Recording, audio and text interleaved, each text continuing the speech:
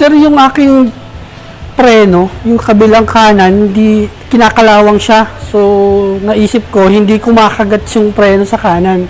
Nirecommend ni Sir Mike, the last time nag-PMS ako July, na kailangan i-bleed. May something, though kapos sa budget, in-skip ko muna yung part na yon. Ayun, ngayon, lumabas yung problema. Ang ngayon, nagwa-wonder ako kasi first time kong magpa-PMS sa labas, hindi kasa. Bakit kaya hindi ako na-recommend ng kasa na kailangan ko palang gawin yon para ma-prevent ko na magka-problema yung aking front brake. So, ngayon, gagastos na ako. So, imbis na sana na-prevent Opo, natin yung na-prevent yun.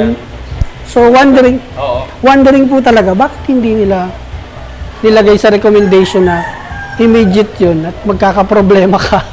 So, eto na tayo. Okay, ayun, no? So narinig nyo naman yung history ng unit ni boss.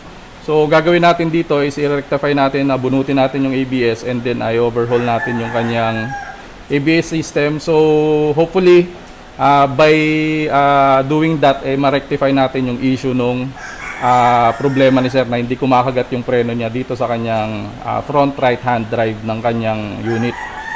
So yun yung kahalagahan ng preventive maintenance na sinasabi namin sa inyo. Magkano lang naman yung palit ng brake fluid ng inyong sasakyan kaysa naman madamay yung mga equipments like itong ABS module ng inyong mga sasakyan at lumobo yung gastos ninyo pagdating sa preventive maintenance ng inyong mga sasakyan kasi meron ng nadamay at nasirang part.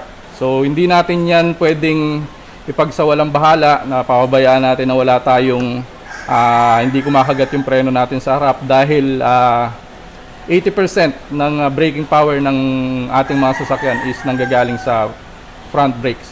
So napaka-importante na laging nasa optimum performance yan para masigurado natin na every time na gagamitin natin ang ating mga sasakyan ay hindi tayo madidisgrasya at hindi tayo makakadisgrasya ng ibang tao.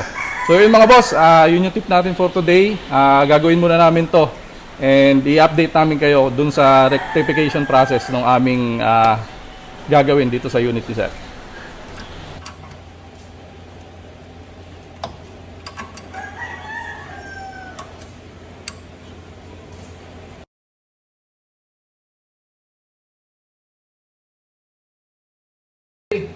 Okay.